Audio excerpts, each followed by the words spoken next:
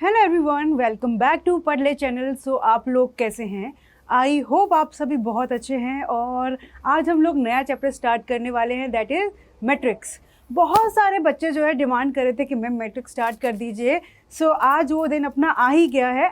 सो आज की क्लास में हम लोग मैट्रिक्स स्टार्ट करेंगे एंड आई होप इससे पहले के लेक्चर्स आप लोग के अच्छे से कवर हो चुके होंगे, right? So my name is Pallavi Mangal और हम लोग यहाँ पर बात करते हैं अपनी मैथमेटिक्स की। एंड आज का अपना नया लेक्चर है मैट्रिक्स का, लेक्चर नंबर 1। सो इसका मैं बता दूं आपको पहले थोड़ा ब्रीफ में कि determinant would be your next lecture chapter. तो मैट्रिक्स और determinant almost hand in hand चलते हैं, बट पहले मैट्रिक्स पढ़ेंगे उसके बाद हम डिटर्मिनेंट पढ़ेंगे। तो मैट्रिक्स किसी का क्लियर नहीं होगा तो डिटर्मिनेंट में थोड़ी सी प्रॉब्लम आ सकती है, क्योंकि प्रॉपर्टीज कुछ ना कुछ मैच करती हैं। तो हम ट्राई करेंगे कि मैट्रिक्स साथ के साथ कवर करते जाएंगे। हर लेक्चर जिस दिन पढ़ा है उसी दिन कवर करेंगे। और मैंने आपको एक स्ट्रेटेजिक वीडियो बना के दी थी जिसमें बताया था कि कैसे अपने को 12th क्लास में स्टडी करनी है, राइट? सो चलिए स्टार्ट करते हैं आज का फर्स्ट लेक्चर। सो मैट्रिक्स क्या होता है? सबसे पहली बात कि मैट्रिक्स है क्या। तो ये एक तरीका है रिप्रेजेंट करने का, है ना? किसी चीज़ों को रिप्रेजेंट करने का एक वे है, उसको नाम दे दिया मैट्रिक्स। और इसका प्लूरल होता है मैट्रिसेस, ठीक है? तो यहाँ पर a matrix is an ordered rectangular array. Array का मतलब सबको पता है कि नहीं? एक बेसिकली आप जब कंप्यूटर साइंस किसी बच्चे के पास होगा उनको पता होगा एरे क्या होता है।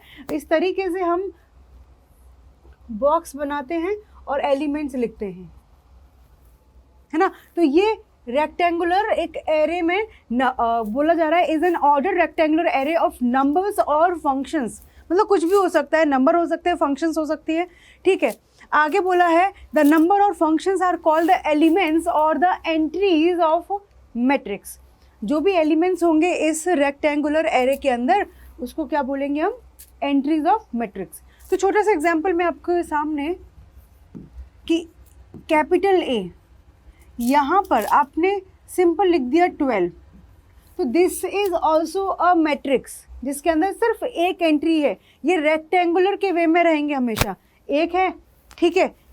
और मैट्रिक्स को हम लोग कैपिटल लेटर से डिनोट करते हैं। ऐसा मतलब ऐसा है कि प्री डिफाइंड टाइप है। हम स्मॉल डी लिखेंगे तो कोई हमें पीटेगा नहीं, बट ये अच्छा नहीं लगता क्योंकि इसको हमेशा कैपिटल लेटर से डिनोट करते आए हैं, ठीक है? सो यहाँ पर मैंने लिखा 115 - 700। This is also a rectangular array. This is also a rectangular array. So basically this is also matrix. Capital C मैंने लिखा 1500। This is also rectangular array, ठीक है? समझ में आ गया कि अपने एक रो और कॉलम्स इस तरीके से चलते हैं। आगे भी धीरे धीरे बात करेंगे। तो मैट्रिक्स के बारे में समझ आया। तो इसकी इसको यूज़ क्यों किया, इसकी ज़रूरत क्या पड़ी? बेसिकली हम डेटा को कलेक्ट करके एक जगह रखने के लिए बहुत रिफाइंड फॉर्म में इसकी ज़रूरत पड़ी। कि जैसे यहाँ पर सपोज करो कि राधा है, राधा के पास 15 पेन्स हैं, ठीक है? वहीं श्याम के पास 19 पेन्स हैं। तो इसको ऐसे अलग अलग लिखना पड़ रहा है ना। तो इस तरीके से कैरो रेक्टेंगुलर वो बनाया एरे। और ये 15 और ये 19, ये बेसिकली राधा को प्रेजेंट कर रहा है, ये श्याम का, और ये पेन्स को। तो हम छोटे से एरिया में उसको लिख दिया। Similarly at the same time वो कहता 15 पेन्स हैं और 4 नोटबुक्स हैं, ठीक है? इधर कहता है इसके पास 15 नोटबुक्स हैं। तो हम यहाँ पर इस तरीके से बनाते, किस तरीके से बनाते हैं? यहाँ पर 4 और यहाँ पर 15। अब ये जो है नोटबुक्स को बता रहा है ये, और ये हमारा पेन्स को बता रहा है, और इधर ये राधा का है और ये इधर श्याम का है। तो कितने रिफाइंड फॉर्म में हमने इसको प्रेजेंट कर दिया। तो दैट्स वाई यहाँ पर अपने को मैट्रिक्स का यूज़ करना है। क्लियर? समझ में आ गया? तो मैट्रिक्स कुछ नहीं है, कलेक्शन ऑफ ऑब्जेक्ट्स है जिनको लिखने का तरीका होता है एक रेक्टेंगुलर एरे, ठीक है? आगे आता है order of a matrix. Order क्या होता है? जिस तरीके से अभी हमने बात किया था कि इसके अंदर सपोज मैंने ए लिखा 1 5 7 10। सो यहाँ पर इसमें कितने रोज हैं और कितने कॉलम्स हैं? इसको लिखेंगे रो इंटू कॉलम, ऐसे ये पहली बार लिख रहे हैं और लास्ट बार लिख रहे हैं, इसके बाद कभी नहीं लिखेंगे row into column. Number of rows कितनी है 1 और 2, रो काउंट करना आता है तो 2 रोज है, 2 इंटू कॉलम्स कितने हैं 1 और 2, तो 2/2। तो इस मैट्रिक्स का ऑर्डर क्या है 2/2। तो इस तरीके से हम ऑर्डर बताते हैं किसी भी मैट्रिक्स का। तो जो भी हमने मैट्रिक्स बनाई थी, इधर आ जाइए, इसका ऑर्डर तो पता चल गया। इधर इसका ऑर्डर क्या होगा, इस वाले का ऑर्डर क्या होगा, बताएगा कोई मुझे? फटाफट से कमेंट करके बताइए जी। A = 12 जो लिखा हुआ है उसका ऑर्डर क्या होगा? इसमें सबसे पहले नंबर ऑफ रोज कितनी है 1 इंटू नंबर ऑफ कॉलम्स कितने हैं 1, तो 1/1 का मैट्रिक्स है। इधर नंबर ऑफ रोज कितनी है 1, नंबर ऑफ कॉलम्स कितने हैं 1 2, तो इसका ऑर्डर है 1 × 2।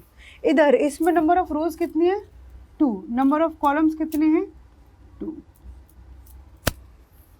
समझ में आ गया? तो किसी भी मैट्रिक्स का ऑर्डर बताने का तरीका क्या है 2/2, सॉरी रो इंटू कॉलम। क्लियर है? Number of rose into number of columns. सामने लिखा है आपके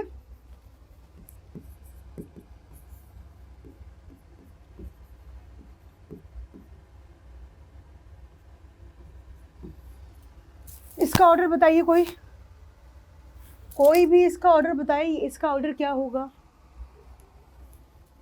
1 2, 2 रोज है इनटू 1 2 3, 3 कॉलम्स है, 2/3 का इसका ऑर्डर है। सो बी मैट्रिक्स का ऑर्डर क्या है 2 × 3। Is it clear? ओके, इसी के बेसिस पे हम इस तरीके से कि कोई मेरा मैट्रिक्स है वो 2/2 का है, ठीक है, समझना। तो इसको लिखने का तरीका A11 A12, क्या बता रहा है ये 1 2, पहला कॉलम, सॉरी पहला रो सेकंड कॉलम। यहाँ पर AIJ इस तरीके से हम एलिमेंट्स को रिप्रेजेंट करेंगे। I जो है हमारा किसको बताएगा रो, और J किसको बताएगा अपना कॉलम, ठीक है। I बताएगा रो और J बताएगा अपना कॉलम। सो यहाँ पर A11 लिखा तो फर्स्ट रो फर्स्ट कॉलम, तो फर्स्ट रो फर्स्ट कॉलम, ठीक है। जब मैंने लिखा 1 2 तो A12 तो 1 बताएगा रो और 2 बताएगा अपना कॉलम, तो फर्स्ट रो सेकंड कॉलम। यहाँ पर जो एलिमेंट आएगा उसका कैसे लिखेंगे सेकंड रो और फर्स्ट कॉलम, तो सेकंड रो फर्स्ट कॉलम। यहाँ पे क्या आएगा सेकंड रो सेकंड कॉलम, तो A22, और ये हम 2/2 का ही बना रहे थे, दैट्स इट। 2/2 का बनाते हैं अपने सिलेबस में, मेनली ऐसे 2/2 का चलेगा और 3/3 का, और बाकी 2/3 3/2 के भी चलते रहेंगे। एक और मैंने बनाया B, इसको मैंने बताया कि 3/3 का मैट्रिक्स है, 3/3 का है। सो यहाँ पर एलिमेंट्स हमने वही AIJ के फॉर्म में फिल करेंगे। तो 3/3 का है, सबसे पहली बात कितने एलिमेंट आएंगे, आपने फोकस किया? नंबर ऑफ एलिमेंट क्या होते हैं, नंबर ऑफ रोज और नंबर ऑफ कॉलम्स को मल्टीप्लाई करोगे उतने हमारे एलिमेंट्स होते हैं, उतनी हमारी एंट्रीज होती है किसके अंदर मैट्रिक्स के अंदर। तो यहाँ पे 3/3 मतलब 3 रोज और 3 कॉलम्स। सो टोटल एंट्रीज कितनी होंगी इसके अंदर, टोटल एंट्रीज कितनी होंगी 3 × 3 विच इज इक्वल टू 9, ठीक है। टोटल एंट्रीज 9 होंगी। अच्छा अब आ जाओ यहाँ पर A11 पहला रो पहला कॉलम, पहला रो सेकंड कॉलम, पहला रो और थर्ड कॉलम। यहाँ पर आएगा सेकंड रो तो A2 सेकंड रो है ना, और ये फर्स्ट कॉलम, ये सेकंड कॉलम, ये थर्ड कॉलम। किसी को कोई प्रॉब्लम, कोई भी प्रॉब्लम आ रही है तो आप लोग मुझे बताओ। समझ आ रहा है? सिंपल, बहुत बच्चों वाले हम छोटी छोटी सी चीज़ें कवर कर रहे हैं। ये थर्ड रो है अपनी, तो A3 ये फर्स्ट कॉलम है, ये थर्ड रो सेकंड कॉलम, ये third row third column, third row third column. Clear है? यहाँ तक बात समझ में आ गई? कोई डाउट किसी को? आगे बढ़े भाई, पक्का? Third row first column, third row second column, third row third column. तो इस तरीके से हम अपने मैट्रिक्स की एंट्रीज करते हैं, और ये आपको मिलेगा अभी कोई ना कोई एग्जाम्पल अभी मैं लेके आने वाली हूँ कि किस तरीके से हमें मैट्रिक्स पूरी बनानी होगी, but this time I think you are getting the idea कि किस तरीके से हमें यहाँ पे अपने एलिमेंट्स को पुट करना है। डन, समझ आया? Okay, as I was saying, construct a 3/4 matrix. यहाँ पर उसने मैट्रिक्स का ऑर्डर दे दिया 3/4, ठीक है, 3/4। तो कितने एलिमेंट्स होंगे आपके मैट्रिक्स के अंदर? एलिमेंट्स बोलो, एंट्रीज बोलो, एक ही बात है। बताया था अभी कि जो मैट्रिक्स के अंदर जो अपने पास नंबर्स हैं उनको बोलते हैं एलिमेंट्स और एंट्रीज ऑफ मैट्रिक्स। तो वो कह रहा है construct 3/4 matrix whose elements are given by number 1, number 2। तो basically we have 2 questions here. तो पहले हम लोग बात करेंगे इस क्वेश्चन के बारे में। पहला क्वेश्चन कि Aij ये दे रखा है उन्होंने 1/2 mod -3i प्लस j। सो यहाँ पर हमें कह रहा है कि हमें एक मैट्रिक्स बनानी है, सपोज कैपिटल A मैट्रिक्स और 3/4 ऑर्डर की। 3 रो आएंगी और 4 कॉलम आएंगे, 3 रो आएंगे और 4 कॉलम आएंगे। तो यहाँ पर इसको मैंने लिखा पहले 3 रोज। सो A1 ये पहली रो, दूसरी रो, तीसरी रो, ठीक है, 3 रोज हैं और 4 कॉलम। पहला कॉलम 1 1 1, यहाँ पर पहला रो, दूसरा कॉलम, दूसरा रो, दूसरा कॉलम और तीसरा रो, दूसरा कॉलम, ठीक है। A13 A14, क्योंकि हमें टोटल कितने कॉलम बनाने हैं? 4 कॉलम बनाने हैं। First row, third column, first row, fourth column. Second row चल रही है, थर्ड कॉलम, सेकंड रो चल रही है और फोर्थ कॉलम। इधर ये थर्ड रो चल रही है, थर्ड कॉलम, थर्ड रो चल रही है, फोर्थ कॉलम। इतनी बात समझ में आई? पक्का? कि किस तरीके से हमने इसको 3/4 में बनाया। और टोटल नंबर ऑफ एंट्रीज आप काउंट करके देख लो, 12 मिलेंगे। और जो हमने पहले ही बता दिया कि नंबर ऑफ रोज और नंबर ऑफ कॉलम्स को मल्टीप्लाई करेंगे। सो this is your entries in the matrix. Clear है? इतनी बात समझ में आ गई? ठीक है, अब हमें यहाँ से इनकी वैल्यूज निकालनी है बाय यूजिंग दिस फॉर्मूला। ये हमने अपने मन से नहीं लिखा, ये क्वेश्चन दे करके जा रहा है कि आपका जो है मैट्रिक्स बनाना है जिसके लिए Aij जो है इस तरीके से वर्क कर रहा है। तो अब यहाँ पर A11 मतलब Aij, तो I मतलब फर्स्ट और J मतलब सेकंड वाला। तो यहाँ पर I की जगह 1 और J की जगह ये सेकंड एलिमेंट रखते जाएंगे इस फॉर्मूले के अंदर और हमें ये 12 की 12 एंट्रीज फाइंड आउट करनी है। I know it's a little lengthy this time, but जैसे जैसे आप करते जाएंगे क्वेश्चंस ये आपको बहुत ही बेसिक और सिंपल लगने लगेगा। तो हमने सबसे पहले A11 कैलकुलेट करने के लिए 1/2 as it is bracket -3, I की जगह कितना अपने पास 1 प्लस J की जगह कितना है 1, ये मॉड लगा हुआ है। So 1/2 bracket -3 plus 1 and this is 1/2 and -2 we are getting. So this is 1/2 into 2 and which is equal to 1। So A11 निकल के आ गया 1, right.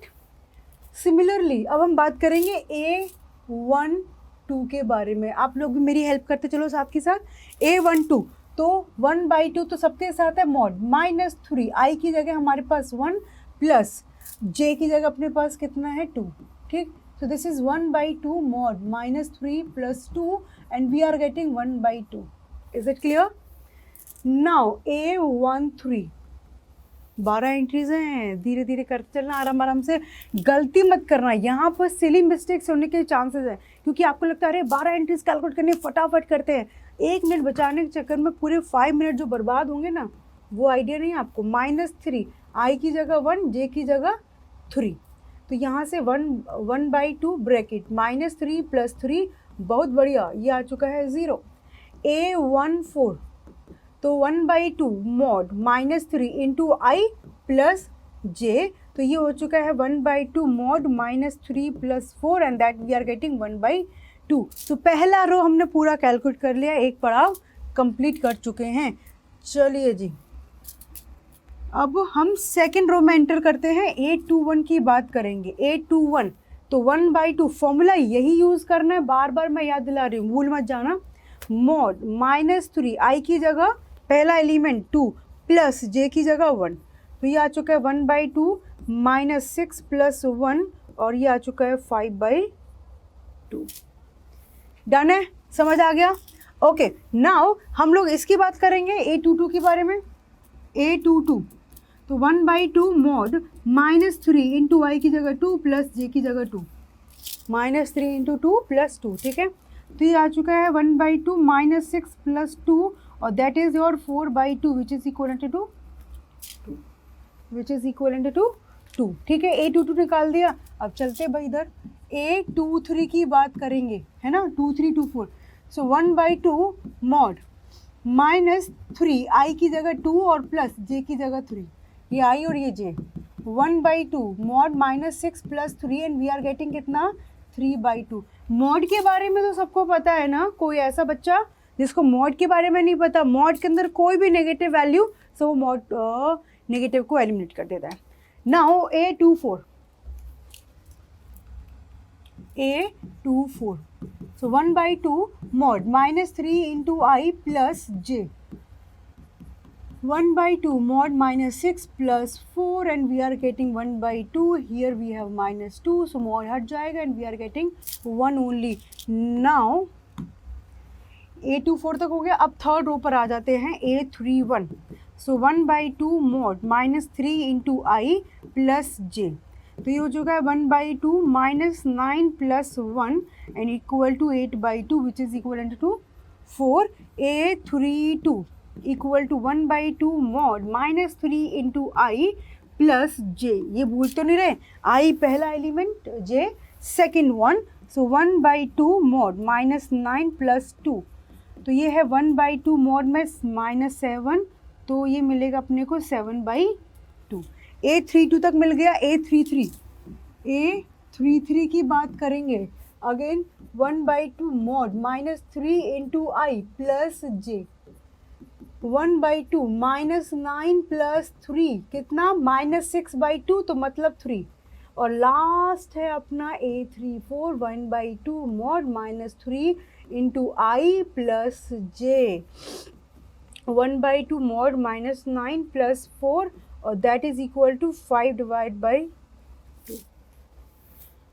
Okay, so that's how we have calculated each and every element. Now put all the elements here. वो कह रहा ना construct a 3/4 matrix, तो बिल्कुल अब हमें इधर ही सारी वैल्यू पुट करनी पड़ेंगी। Sorry, so now A is equal to 3 row है, तो सबसे पहले A11 की वैल्यू 1, A12 की वैल्यू 1/2, A13 कितना है 0, A14 कितना है अपना 1/2, ठीक है।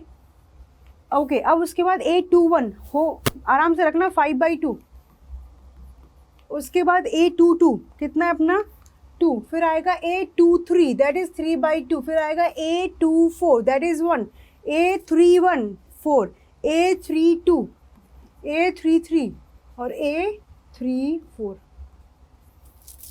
So that's how we construct a matrix. Clear, समझ आ गया कि किस तरीके से हम एक मैट्रिक्स को डिज़ाइन करेंगे। सिंपल है।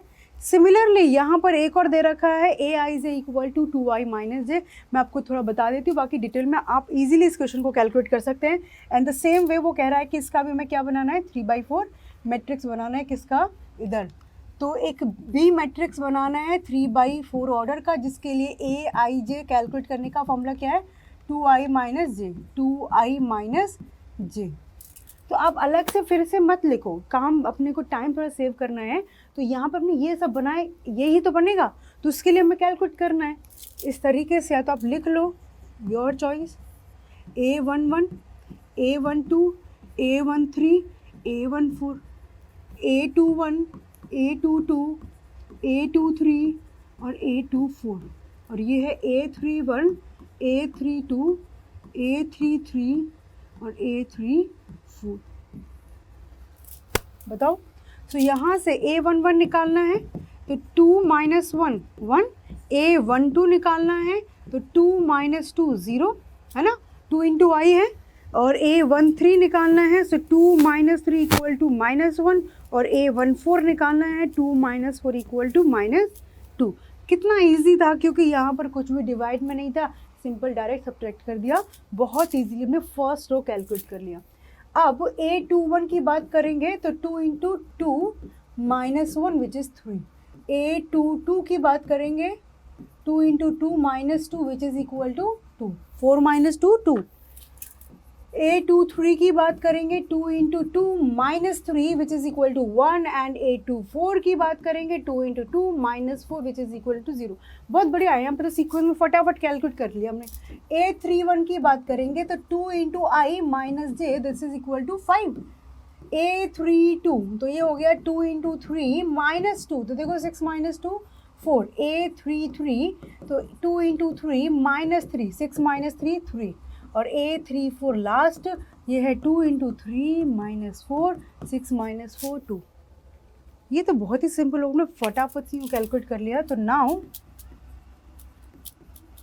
मैट्रिक्स बी की बात करेंगे। पहला ये पूरा रो बना देंगे 1 0 माइनस 1 माइनस 2, सेकेंड रो 3 2 1 0 और ये 5 4 3 2 and this is your answer. हमें लगा नहीं था कि इतना जल्दी हम इसको कैलकुलेट कर देंगे। समझ आया कि नहीं आया?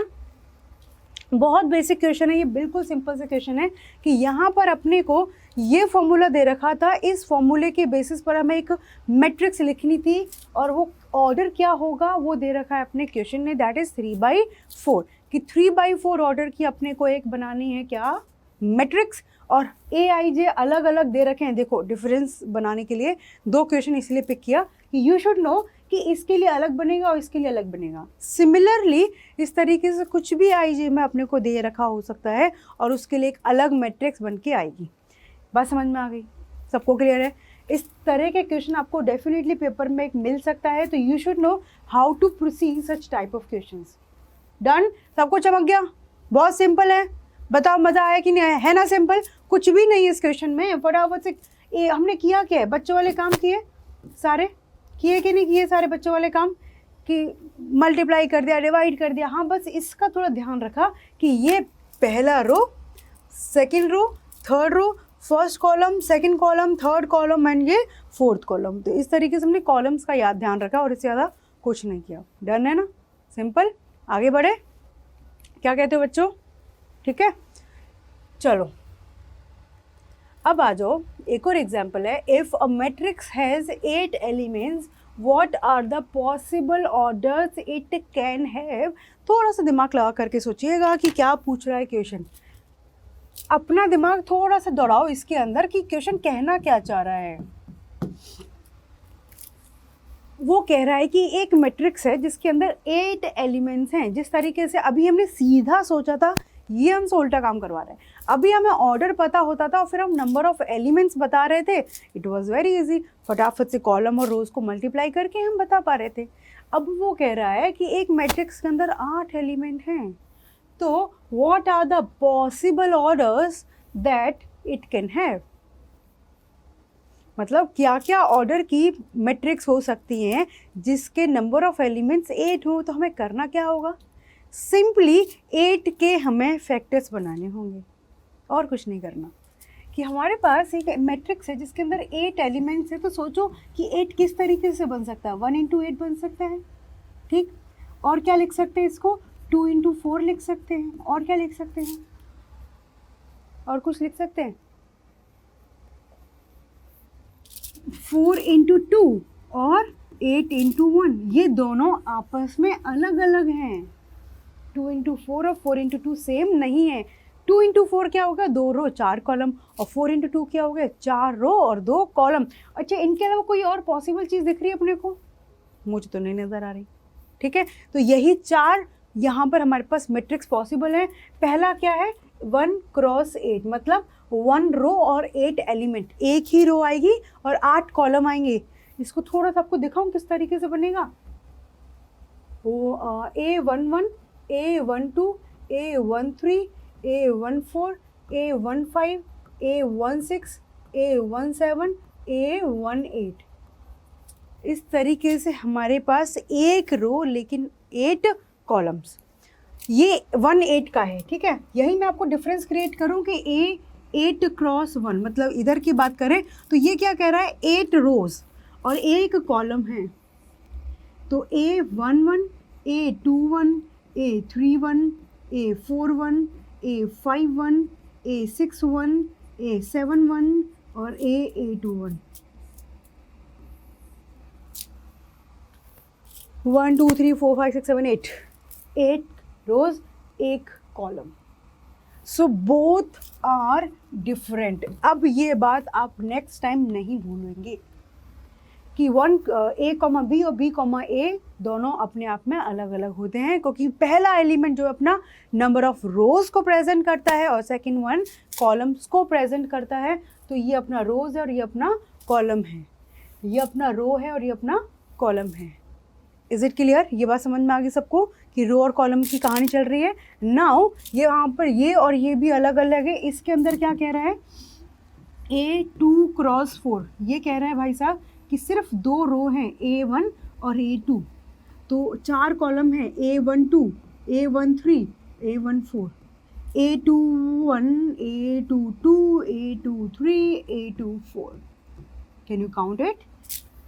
1 row 2 row, 1 column 2 column 3 column और 4 कॉलम। A42 इसकी बात करें तो इधर अपने पास 4 रोज हैं, A1, A2, A3 और A4, 4 रो और 2 कॉलम, तो A11, A12, that's it. A21, A22, A31, A32, 32, A41, A42, 2 ही तो कॉलम है, तो ये फर्स्ट कॉलम, ये सेकंड कॉलम और 4 रोज।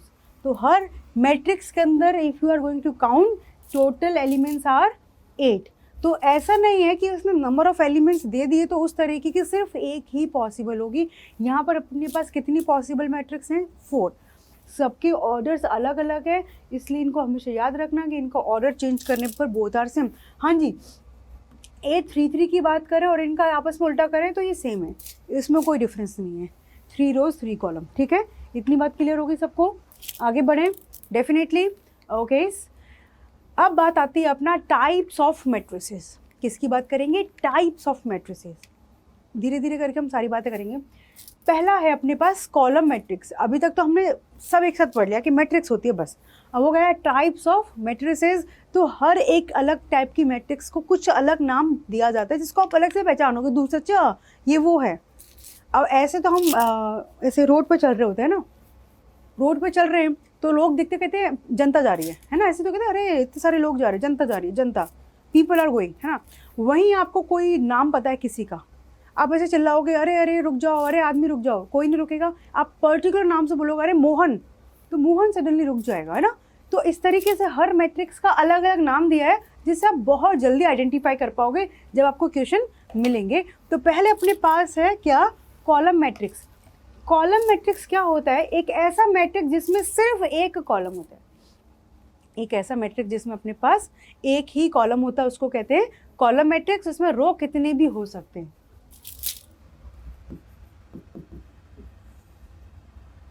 इस तरीके से यहाँ पर अभी बताए थे A11, A21, A31, A41, ऐसे करते करते चलते, जिसमें अपने पास I क्रॉस 1 का मैट्रिक्स होता है। मतलब नंबर ऑफ रोज कितने भी हो सकते हैं बट कॉलम एक रहेगा and this is called your column matrix. वो साफ दिख रहा है कि एक कॉलम है तो इसको बोल देंगे हम कॉलम मैट्रिक्स। कोई पहाड़ नहीं है कि कॉलम मैट्रिक्स कौन सी आ गई। अभी आपको कितनी बार मैंने ये वाली मैट्रिक्स दिखाई थी, याद है? तो बस this is called your column matrix, ठीक। अब आती है अपनी नेक्स्ट क्या? Row matrix. Similarly column matrix, जिस तरीके से कॉलम मैट्रिक्स को डिफाइन किया कि रो मैट्रिक्स क्या होती है, तो यहाँ पर एक मैट्रिक्स लिखेंगे जिसके अंदर सिर्फ एक रो रहेगी। A11, A12, A13, A14, A15, जितने नंबर ऑफ कॉलम्स लगाना चाहो तो 1 क्रॉस J टाइप की एक मैट्रिक्स होती है जिसके अंदर एक ही अपने पास क्या होगा? रो। और कॉलम कितने भी कॉलम हो सकते हैं। So this is called your column row matrix. एक रो है तो रो मैट्रिक्स, एक कॉलम है तो कॉलम मैट्रिक्स। उसमें number of rose, number of columns accordingly हो सकते हैं। क्लियर? आगे बढ़ें। नेक्स्ट अपने पास है स्क्वायर मैट्रिक्स। ये बड़ा अच्छा मैट्रिक्स लगता है, मतलब एकदम सिंपल सॉर्टेड सा होता है, और जो हमारा डिटर्मिनेंट है इसी मैट्रिक्स पे आगे हम इसके साथ प्ले करते हैं। स्क्वायर मैट्रिक्स किसे कहते हैं? The matrix in which number of rows equal to number of column. मतलब एक ऐसा मैट्रिक्स जिसके अंदर नंबर ऑफ रोज और नंबर ऑफ कॉलम्स इक्वल होते हैं, उसको कहते हैं row matrix, sorry square matrix. Number of rows और नंबर ऑफ कॉलम्स इक्वल होते हैं, उसको कहते हैं स्क्वायर मैट्रिक्स। तो मैं आपके सामने एक मैट्रिक्स लिख रही हूँ क्योंकि बच्चे इधर ही कंफ्यूज होते हैं, क्या ये मैट्रिक्स स्क्वायर मैट्रिक्स है कि नहीं? बताओ बताओ बताओ। इसका ऑर्डर क्या है? 1 क्रॉस 1, एक ही एलिमेंट है, एक ही रो है, एक ही कॉलम है। So yes, it is your row matrix, it is your column matrix, it is your square matrix. मतलब बेचारा सब कुछ ही है। तो बेचारा क्यों? सब कुछ है इसके पास। तो दिस इज रो मैट्रिक्स क्योंकि एक ही रो है, दिस इज कॉलम मैट्रिक्स क्योंकि एक ही कॉलम है, and this is square matrix क्योंकि रो और कॉलम दोनों इक्वल हैं। सो यहाँ पर लिखा जाए A11, A12, A21 और A22। This is also your square matrix. Number of rose number of columns equal हैं, सो उसको बोलेंगे हम क्या? Square matrix. Is it clear? बात समझ में आ रही है कि जिसमें number of rose number of column same रहेंगे, और सबसे ज़्यादा यूज़ में आने वाला रहेगा A33, जिसका रो कितने हैं? 3 और कॉलम कितने अपने पास? 3। A11, A12, A13। ये बार बार मैं इसलिए लिख रही हूँ कि आपको पहले ही लेक्चर के अंदर इतनी ज़्यादा हैबिट हो जाएगी कि अरे आंख बंद करके भी लिख दोगे। A21, A22, A23, A31, A32 और A33। कितने रोज? 3। कितने कॉलम्स? 3। सो ये अपने पास 3/3 का है। सो ऐसा मैट्रिक्स जिसके अंदर number of rose and number of columns दोनों सेम होते हैं, उसको क्या कहते हैं हम लोग? Square matrix. Clear? Okay. Next अपने पास डायगोनल मैट्रिक्स। कौन सा है अपने पास? Diagonal matrix. तो एक ऐसा स्क्वायर मैट्रिक्स, तो क्या बोला मैंने? Square matrix. तो मतलब ये सारी कहानी किसके अंदर चलेगी? अब स्क्वायर मैट्रिक्स के अंदर। अभी तक हमारा अपने आप चल रहा था। अब डायगोनल मैट्रिक्स स्क्वायर मैट्रिक्स का ही एक टाइप है। और स्क्वायर मैट्रिक्स किस तरीके से कि उसके डायगोनल एलिमेंट, तो पहले मैं आपको यहाँ दिखाती हूँ कि जो हमारे पास स्क्वायर मैट्रिक्स होते हैं उनमें डायगोनल बनता है। ये अपने आप में डायगोनल है, ये अपने आप में डायगोनल है, ये अपने आप में एक डायगोनल है। लेकिन स्क्वायर मैट्रिक्स नहीं होगा तो डायगोनल नहीं बनेगा। जैसे यहाँ पर मैं ले लिया एक एग्जाम्पल, नॉन स्क्वायर मैट्रिक्स। तो मैंने A11, A12, A13, A21, A22, A23 क्या बनाया मैंने? 2/3 का मैट्रिक्स बनाया। This is not square matrix. क्यों? नंबर ऑफ रोज और नंबर ऑफ कॉलम सेम नहीं है। तो यहाँ पर क्या आपको कोई डायगोनल दिख रहा है? बोले ये तो है, पर ये कहाँ चला गया? सो this is not square matrix. तो स्क्वायर मैट्रिक्स नहीं है तो इसके अंदर अपन को डायगोनल मैट्रिक्स भी नहीं मिलेगा। तो बेसिकली डायगोनल मैट्रिक्स क्या है? स्क्वायर मैट्रिक्स का ही एक टाइप है। डायगोनल मैट्रिक्स क्या है? एक स्क्वायर मैट्रिक्स का ही एक टाइप है, जिसमें सारे डायगोनल एलिमेंट्स कैसे होते हैं? नॉन ज़ीरो होते हैं, और बाकी के सारे ज़ीरो एलिमेंट्स होते हैं। क्लियर? ये बात समझ में आई? ठीक। सो स्क्वायर मैट्रिक्स के बारे में कि ये अपना एक डायगोनल मैट्रिक्स है जिसके अंदर सारी डायगोनल एलिमेंट्स जो है नॉन ज़ीरो होते हैं और बाकी रिमेनिंग एलिमेंट्स अपने ज़ीरो होते हैं। तो जैसे अपन ने अभी बात किया था यहाँ पर, ये डायगोनल एलिमेंट्स, ये डायगोनल एलिमेंट्स और ये डायगोनल एलिमेंट्स, क्या आपने फोकस किया कि जो डायगोनल एलिमेंट्स हैं 1 1 2 2 3 3 आई और जे वहाँ पर इक्वल हैं, है ना? 1 1 1 1 2 2। तो ये अपने क्या कहलाते हैं? सारे के सारे डायगोनल एलिमेंट्स। तो यहाँ पर कह रहे हैं कि हमने लिया एक अपना मैट्रिक्स A, तो इसके अंदर A11, A22, A33 इनके अलावा जितने भी एलिमेंट्स हैं वो सारे के सारे क्या होंगे? ज़ीरो होंगे। तो इसको रिप्रेजेंट करने का तरीका कि A इक्वल टू AIJ किस तरीके से लिखेंगे कि यहाँ पर i और j अपना इक्वल नहीं है, वहाँ पर a i j कैसा होगा, 0 होगा।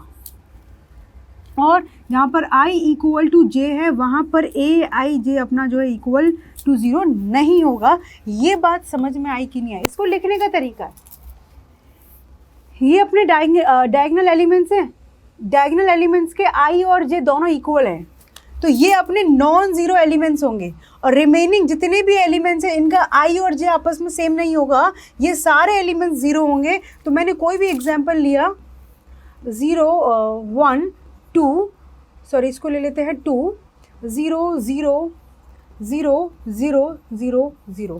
तो yes it is your diagonal matrix जिसका डायगोनल एलिमेंट्स जो है नॉन ज़ीरो है, बाकी सारे ज़ीरो हैं। ठीक है, क्लियर हो गया। तो ये अपने पास 3×3 का एक स्क्वायर मैट्रिक्स है। तो जो डायगोनल मैट्रिक्स है वो टाइप ऑफ स्क्वायर मैट्रिक्स है सच दैट कि उसके नॉन डायगोनल एंट्रीज, इनको क्या बोलेंगे, रिमेनिंग एंट्रीज को, non diagonal entries are equal to 0 and diagonal entries are non zero. Clear है। आगे बात करते हैं स्केलर मैट्रिक्स। अच्छा, अब ये एक टाइप का डायगोनल मैट्रिक्स है, it is a type of diagonal matrix, मतलब ये डायगोनल मैट्रिक्स का एक पार्ट है जिसके अंदर थोड़ी सी और रिफाइन फॉर्म की गई है सच दैट कि हमारे पास सपोज करो एक मैट्रिक्स है ए आई जे, है ना, और डायगोनल मैट्रिक्स है मतलब स्क्वायर मैट्रिक्स भी है। डायगोनल मैट्रिक्स इसका मतलब स्क्वायर मैट्रिक्स भी है। तो इसके अंदर क्या कह रहा है कि जो हमारे पास डायगोनल नॉन डायगोनल एंट्रीज हैं जिनका आई और जे आपस में इक्वल नहीं है, वो तो ज़ीरो होंगे ही होंगे, वो तो अपने पास ए आई जे वो तो ज़ीरो होंगे ही होंगे। साथ ही साथ जो डायगोनल एंट्रीज है ना जिनका आई और जे इक्वल है, वो तीनों की तीनों इक्वल होंगे, वो तीनों की तीनों सेम होंगे। मतलब ए आई जे जहाँ पर आई और जे सेम है वहाँ पर सारे डायगोनल एंट्रीज कैसी होंगी, कोई स्केलर क्वांटिटी होगी, उसको क्या कहते हैं, स्केलर आइडेंटिटी मैट्रिक्स। जैसे ए, तो इसको नाम दे दिया 3 3 3, तो ये 0 0 0 0 0 और 0, तो ये अपने पास है 3×3 का एक स्केलर मैट्रिक्स। अब देखा जाए तो ये अपना स्क्वायर मैट्रिक्स है। फिर देखा जाए कि सारे डायगोनल एंट्रीज जो है नॉन ज़ीरो है, बाकी एंट्रीज अपने ज़ीरो है, तो ये अपना एक डायगोनल मैट्रिक्स भी है। फिर देखा कि सारी की सारी डायगोनल एंट्रीज कैसी हैं, सेम हैं, सारी डायगोनल एंट्रीज सेम है, तो it is called a scalar matrix. तो सारी स्केलर मैट्रिक्स अपनी कैसी होती है, डायगोनल मैट्रिक्स। बट सारी डायगोनल मैट्रिक्स स्केलर नहीं होती हैं। जब सारी एंट्री सेम हो जाएंगी डायगोनल की, तो उसको क्या कह देंगे हम, अपना स्केलर मैट्रिक्स। क्लियर है। स्क्वायर मैट्रिक्स से साथ चल रहा है कि पहले स्क्वायर मैट्रिक्स क्या होता है, फिर स्क्वायर मैट्रिक्स के अंदर हमने बात किया किसका, डायगोनल मैट्रिक्स का, और फिर उसके अंदर हमने डिस्कस किया किसके बारे में, स्केलर मैट्रिक्स का। ठीक है, अभी पीछे नहीं छूटा है। नेक्स्ट अपने पास identity matrix. So it is a type of scalar matrix, it is a type of scalar matrix, मतलब ये एक स्केलर मैट्रिक्स का ही टाइप है। बोले अब क्या होने को है, आइडेंटिटी 1 बेसिकली एक ऐसा मैट्रिक्स जो स्केलर है। स्केलर है इसका मतलब उसके सारे डायगोनल एलिमेंट्स क्या होंगे, सेम रहेंगे। बट यहाँ पर सेम के साथ साथ और भी रिफाइन कर दिया कि ए आई जे जो अपने पास है m क्रॉस m का, क्योंकि स्क्वायर मैट्रिक्स है, number of rose number of columns same रहेंगे। एक और बात मुझे भी आपको बतानी है। सो यहाँ पर ए आई जे, जब हमारा आई और जे आपस में इक्वल नहीं है तब तो ये भाई साहब ज़ीरो हैं, और जब आई और जे आपस में इक्वल हैं तो ए आई जे अभी तक कोई भी नंबर था और अब उस कोई भी नंबर की जगह 1 आ गया, कोई भी नंबर की जगह 1 आ चुका है। सो आइडेंटिटी मैट्रिक्स को हम आई से डिनोट करते हैं। और ये सपोज करो मैंने 3×3 का बनाया तो 1 1 1 0 0 0 0 0 0 1, और ये बड़ा यूज़ में आएगा। तो जनरली इस तरीके से लिखेंगे I3 I2 I1, हम स्क्वायर मैट्रिक्स में 3x3, 2x2, 1x1 नहीं लिखा करेंगे, क्योंकि पता है स्क्वायर मैट्रिक्स है तो नंबर ऑफ रोज और नंबर ऑफ कॉलम सेम है, तो सिंपल लिख दिया I3 मतलब ये है, I2 मतलब 1 0 0 1, I1 का मतलब 1। ये इम्पॉर्टेंट है, यूज़ में कम आता है, बट कभी भी आ गया तो आप कंफ्यूज नहीं होना कि ये हमारे एक ऑर्डर का आइडेंटिटी मैट्रिक्स है। तो आइडेंटिटी मैट्रिक्स क्या है? जिसके अंदर सारे डायगोनल एलिमेंट्स क्या होंगे? 1 और बाकी की एंट्री सारी की सारी 0। सो स्क्वायर मैट्रिक्स का एक टाइप है। स्क्वायर मैट्रिक्स के अंदर आता है डायगोनल मैट्रिक्स, उसमें सारे एलिमेंट्स जो है 0 होते हैं एक्सेप्ट डायगोनल एंट्रीज। और डायगोनल एंट्रीज कैसे होती है? नॉन जीरो, कुछ भी आ सकता है रैंडम। फिर उसके अंदर हम बात करते हैं स्केलर मैट्रिक्स के बारे में, जिसमें सारी डायगोनल एंट्रीज कैसी होती है? सेम होती है, चाहे कोई भी नंबर आए बट आइडेंटिकल आएंगी। और उसके अंदर एक और बात करते हैं आइडेंटिटी मैट्रिक्स की, जिसमें सारी डायगोनल एंट्रीज अपनी 1 आएंगी और एक्सेप्ट सारी की सारी 0 रहेंगी। Is it clear? ये बात समझ में आ गई? तो ये हमारा आइडेंटिटी मैट्रिक्स होता है, इसको हम बताया I3, I2, I1 इस तरीके से डिनोट करते हैं, कैपिटल I से इसको डिनोट किया जाता है। क्लियर? समझ आ गया? कितने टाइप्स है? Row matrix, column matrix. उसके बाद हम लोगों ने बात किया स्क्वायर, डायगोनल, अपना स्केलर एंड आइडेंटिटी। अब बात करते हैं जीरो मैट्रिक्स के बारे में। जीरो मैट्रिक्स इसको कैपिटल O से रिप्रेजेंट करते हैं। सिंपल कैपिटल O कहीं लिखा दिख गया मैट्रिक्स के अंदर, इसका मतलब वो जीरो मैट्रिक्स है। एक ऐसा मैट्रिक्स जिसमें सारे एंट्रीज 0 है, all entries are 0 in a matrix. सारे एंट्रीज अपने 0 हैं, इसको जीरो मैट्रिक्स कहते हैं। ये O है अपना। तो इसका आप कहें मैम ऑर्डर क्या होता है? इसका ऑर्डर डिफाइन करने की ज़रूरत नहीं है। कहीं 0 कितनी बार ही लिखो, 0 कोई अपने का इम्पैक्ट बनाता है क्या? 0 0 ही रहेगा, इसलिए इसका कोई भी ऑर्डर नहीं है। 2x2 में बन जाएगा, 3x3 में। उसी मैट्रिक्स को हम कुछ भी लिख सकते हैं। इसको generally this is your capital O। Capital O इस तरीके से याद रखना कि कैपिटल O से डिनोट किया जाता है किसको? जीरो मैट्रिक्स को। क्लियर है? समझ आ गई? जिसमें सारी एंट्रीज कैसी होती हैं? 0 होती हैं। याद रहेगा, मैंने कितनी बार रिवाइज करा दिया, आई होप आपको याद रहेंगी चीज़ें। अब आ जाओ, अब बात करते हैं हम अपनी किसके बारे में? इक्वलिटी ऑफ मैट्रिसेस कि दो मैट्रिक्स इक्वल कब होंगी। लिखा है अपने पास कि दो मैट्रिक्स इक्वल हैं, तो दो मैट्रिक्स इक्वल कब होंगी? जब दो मैट्रिक्स का ऑर्डर एज इट इज़ होगा। सबसे पहली बात कि दो मैट्रिक्स को हम इक्वल करने जा रहे हैं, ये याद रखना। डिटर्मिनेंट में भी काम आने वाला है कि जब हम दो मैट्रिक्स को इक्वल करने जा रहे हैं तो उन दोनों का ऑर्डर सेम होना चाहिए, दोनों का ऑर्डर सेम होना चाहिए। तो पहली बात, टू मैट्रिसेस AIJ और BIJ लिखा रखा है, are said to be equal if they are of the same order. उन दोनों का ऑर्डर सेम होगा तब हम कंपेयर करेंगे। दोनों का ऑर्डर सेम नहीं है तो कोई कंपैरिजन होगा ही नहीं। कि सपोज एक दे रखा है 3/4 का और एक B मैट्रिक्स दे रखा है 4/3 का, आपको कि मैम एक ही तो बात है 3/4 4/3। No no no no no, इसमें 3 रोज 4 कॉलम, इसमें 4 rows 3 column, so both are not equal in the terms of size order, तो हम इनका कंपैरिजन करेंगे ही नहीं। पहले बोल देंगे कि ये ऑर्डर आपस में सेम नहीं होंगे, इक्वल नहीं होंगे। सो दो मैट्रिक्स का इक्वल होने के लिए पहला कंडीशन कि दोनों का order as it is same होना चाहिए। एंड उसके बाद दोनों का ऑर्डर सेम है तो करस्पॉन्डिंग एलिमेंट्स बिल्कुल आपस में इक्वल होते हैं। जिस तरीके से each element of A is equal to the corresponding element of B, that is AIJ is equal to BIJ for all I and J। Basically मैंने एक A लिख रखा है, सपोज मैंने बनाया इसको 2x2 का बनाया, तो ये लिख लिया A11, A12, A21 और A22। ठीक, सिमिलरली B हमने लिया 2/2 का और इधर लिखा B11, B12, B21, B22। तो पहली बात, दोनों का ऑर्डर आइडेंटिकल है। Yes, definitely. If both matrices are equal then क्या करेंगे? इनको इक्वल करके करस्पॉन्डिंग एलिमेंट्स इक्वल होंगे।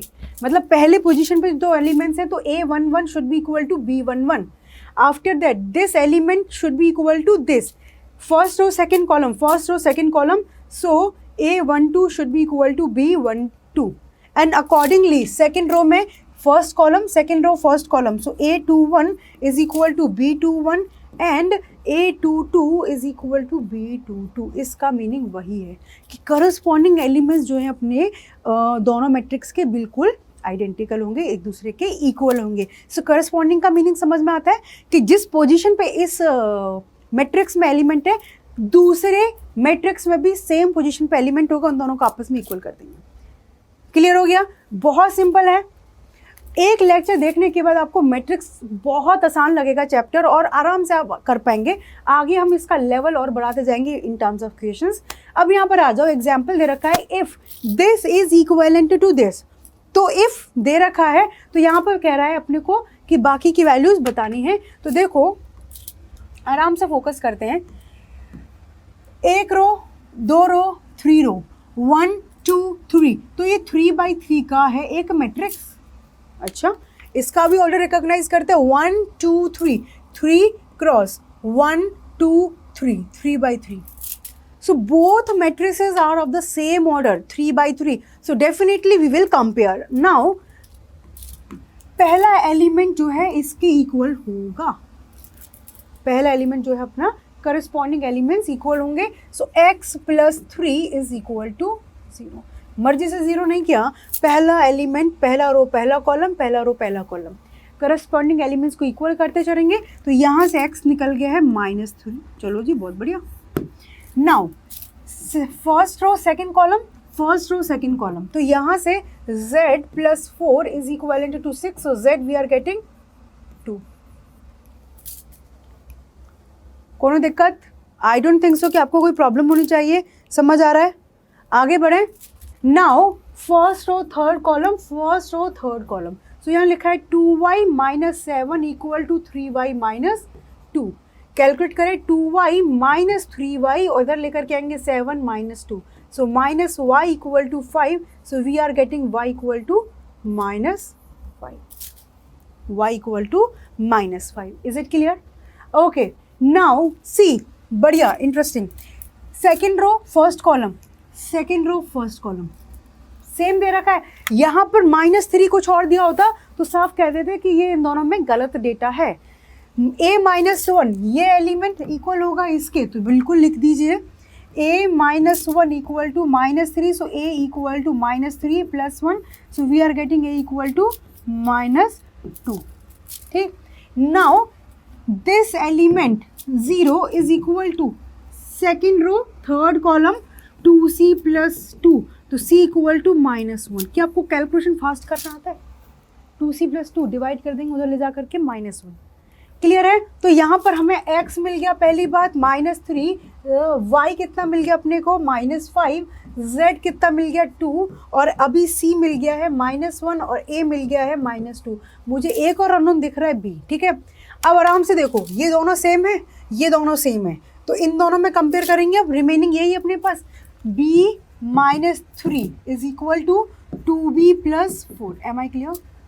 तो यहाँ से b - 2b इक्वल टू 3 + 4, इधर ले गए, इधर ले आए, तो -b equal to 7। So b equal to -7। So b की वैल्यू रह गई थी निकालनी, so b we have calculated. Now this is equal to -7। Clear है? समझ आ गया?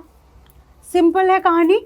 इक्वल करना है तो करस्पॉन्डिंग एलिमेंट्स को इक्वल करते जाओ। डेटा कुछ इस तरीके से दिया होगा कि definitely you will get your answer. Done?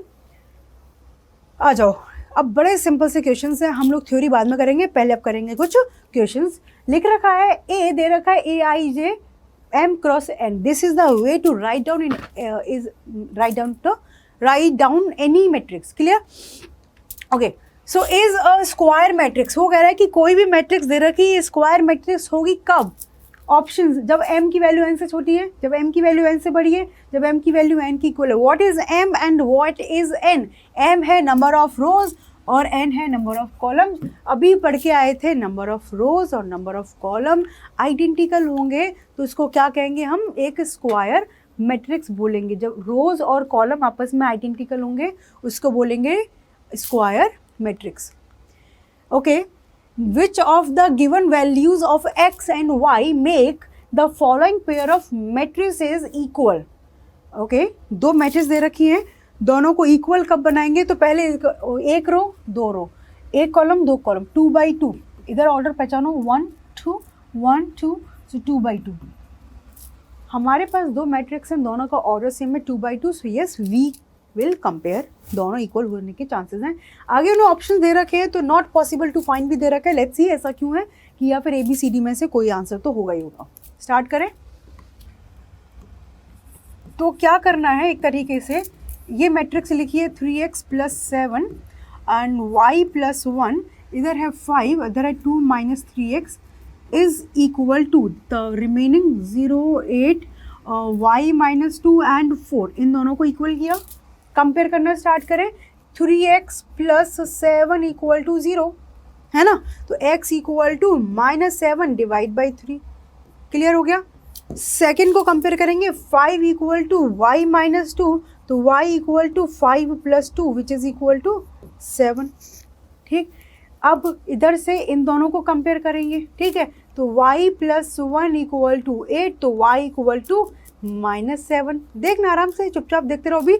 और रिमेनिंग इन दोनों को कंपेयर करेंगे, सो 2 - 3x इज इक्वल टू 4, तो 2 - 4 = 3x। तो यहाँ से क्या मिल गया, -2 = 3x, तो x की वैल्यू निकल के आ चुकी है -2/3।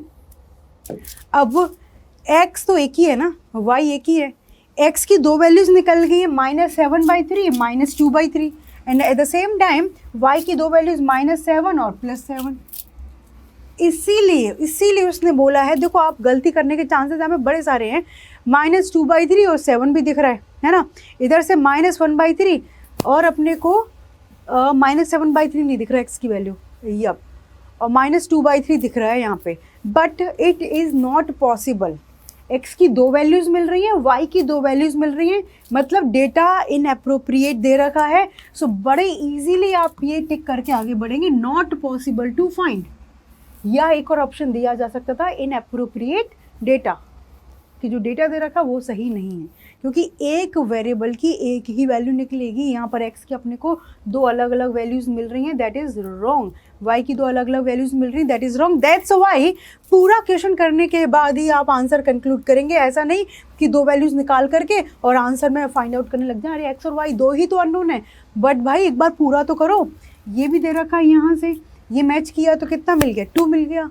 अच्छा, x का वैल्यू यहाँ पे 2 - 3x = 4, 2 - 4 = 3x, हाँ, तो वहाँ से निकल गया -2/3 और एक निकल रहा है -7/3 विच इज़ ऑल्सो रॉन्ग, और y की वैल्यू 7 और -7, तो वो भी गलत। ऐसा कुछ होता, सपोज कि यहाँ पर y की वैल्यू कितनी, अच्छा y की वैल्यू 7 निकली है, सॉरी 8 - 1 इधर करेंगे, y + 1 = 8, तो y की वैल्यू 7, y की वैल्यू तो 7 निकल गई है, मतलब y तो इन्होंने सही निकाल दिया एक जगह से। एक बार x की भी चेक करें कि -7/3 और इधर होगा 2 - 4, तो -2/3 नहीं, x की अलग अलग निकल रही है, y की दोनों जगह सेम है, तो कहीं ये भी लिखा जा सकता था कि x is not able to find here but y is equal to 7, but एक ही ऑप्शन है, so we will connect this one, not possible to find. Clear है, बात समझ में आ गई अपने को, आगे बढ़े। The number of all possible matrices of order 3/3 with entry 0 और 1। देखो ये वाला जो क्वेश्चन है ना PNC से रिलेटेड है थोड़ा सा। 3/3 ऑर्डर का हमें बनाना है क्या, एक मैट्रिक्स, ठीक है।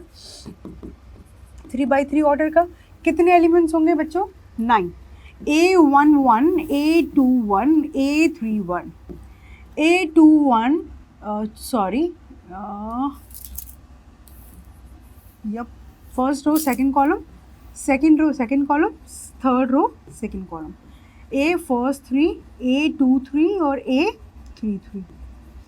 So that's how we have 3 rows 3 columns, so total elements are 9।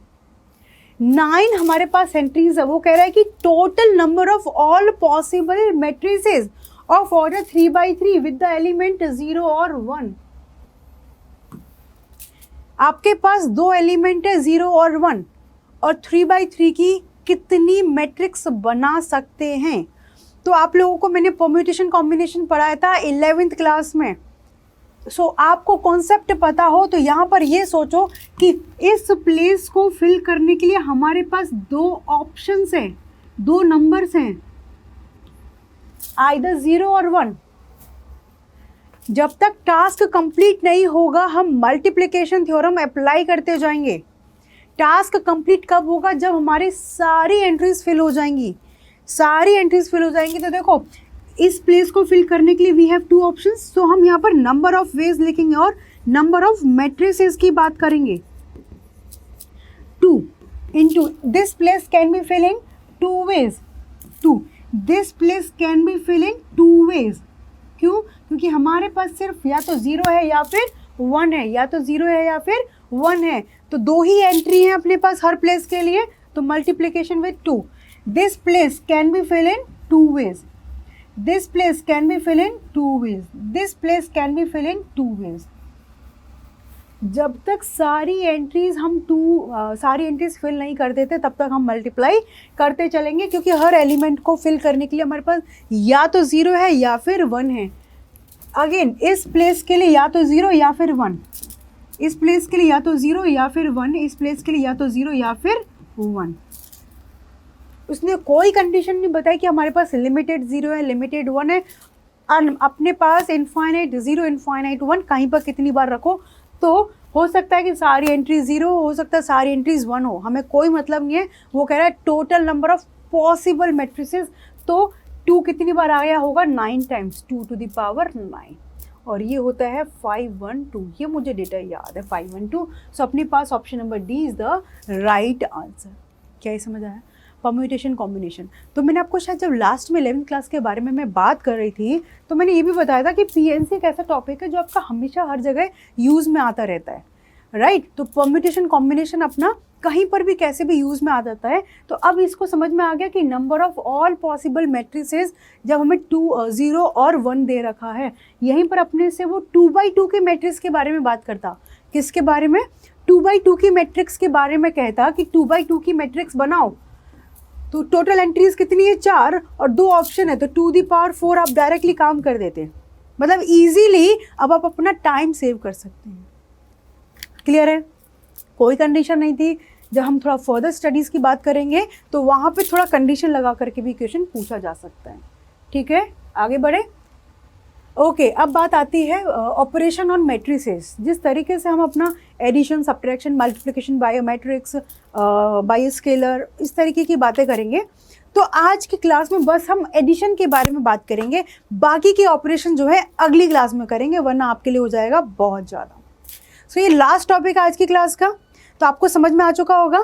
सो यहाँ पर एडिशन ऑफ मैट्रिक्स में हम बात करें तो बेसिकली जो 2 मैट्रिक्स को हम ऐड करने वाले हैं, अगेन उनका order as it is same होना चाहिए। पहली कंडीशन कि उन दोनों का ऑर्डर जो है सेम होना चाहिए।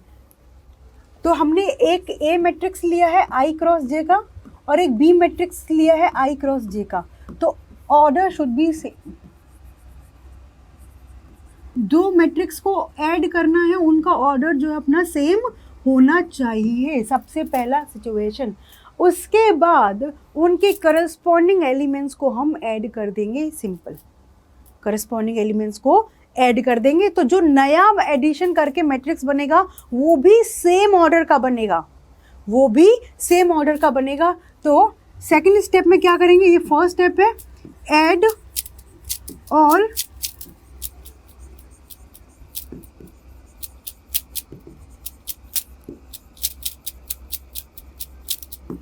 ऑल करस्पॉन्डिंग एलिमेंट्स को ऐड कर देंगे एंड न्यू मैट्रिक्स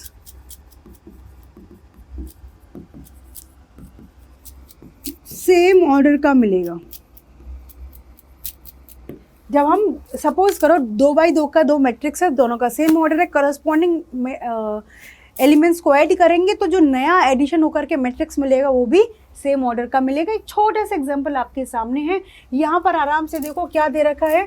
ये है अपने पास 2 रोज 3 कॉलम, ये भी 2 रोज 3 कॉलम, ठीक है। तो डेफिनेटली हम a प्लस बी करेंगे तो लिखो a को √3 2 1 3 -1 0 प्लस यहाँ पर 2 -2 √5 3 और 1 आधा। दोनों का ऑर्डर सेम है बिल्कुल। पहले इनका फर्स्ट रो फर्स्ट कॉलम का एलिमेंट्स ऐड हो जाएंगे, 2 और -2 0, 1 और √5 1 प्लस √5 3 और 3 6 -1 1 0 0 और 1/2 1/2। दो मैट्रिक्स का ऑर्डर सेम होगा तो हम ऐड कर पाएंगे, उनके करस्पॉन्डिंग एलिमेंट्स को ऐड करेंगे। ये एलिमेंट इसके साथ, ये एलिमेंट इसके साथ, ये एलिमेंट इसके साथ। तो जो नया मैट्रिक्स मिला है उसमें भी 2 रो और 3 कॉलम है, तो जो नया मैट्रिक्स आएगा उसका भी ऑर्डर उन्हीं मैट्रिक्स के अकॉर्डिंग होगा एज इट इज। समझ में आया? तो एडिशन बहुत सिंपल है। सिमिलर वे में हम सब्ट्रैक्शन मल्टीप्लिकेशन की बात करेंगे। मल्टीप्लिकेशन थोड़ा इंपॉर्टेंट है। सो अगली क्लास में हम लोग क्वेश्चंस भी करने वाले हैं रिलेटेड टू दीज ऑपरेशंस, साथ साथ बहुत सारे ऑपरेशन अभी में और करने हैं। ओके, सो आज की क्लास में बस इतना ही हम डिस्कस करेंगे। तो थोड़ा सा मैं ब्रीफ कर देती हूँ आज की क्लास के बारे में। बेसिकली तो हमने मैट्रिक्स क्या होता है उसके बारे में डिस्कस किया, ऑर्डर क्या है मैट्रिक्स का, नंबर ऑफ एलिमेंट्स कितने होते हैं, टाइप्स ऑफ मैट्रिक्स के बारे में डिस्कस किया, जिसके अंदर हमने रो, कॉलम, अपना square, diagonal, scalar, identity, than zero matrix. उसके बाद इक्वलिटी ऑफ टू मैट्रिसेस के बारे में डिस्कस किया एंड आफ्टर दैट हमने डिस्कस किया कुछ क्वेश्चन और साथ ही साथ एडिशन ऑफ अ मैट्रिक्स। तो देखो कितने जल्दी से हमने क्विक रिवीजन कर लिया। तो इस तरीके से आपको भी एक हैबिट बनानी है क्विक रिवीजन करने की, जिससे आप डेटा कभी नहीं भूलेंगे। सो नेक्स्ट क्लास में हम लोग मैट्रिक्स के ऑपरेशंस के साथ साथ मल्टीप्लिकेशन की बात करने वाले हैं। सो आज का लेक्चर रिवाइज करना ना भूलें, उसके बाद ही सेकंड लेक्चर में आप आइएगा। ठीक है, whatever you know, whatever you want to say, you can comment me. सो हम लोग नेक्स्ट क्लास में उस पर चर्चा करेंगे। Okay then, bye bye, good night.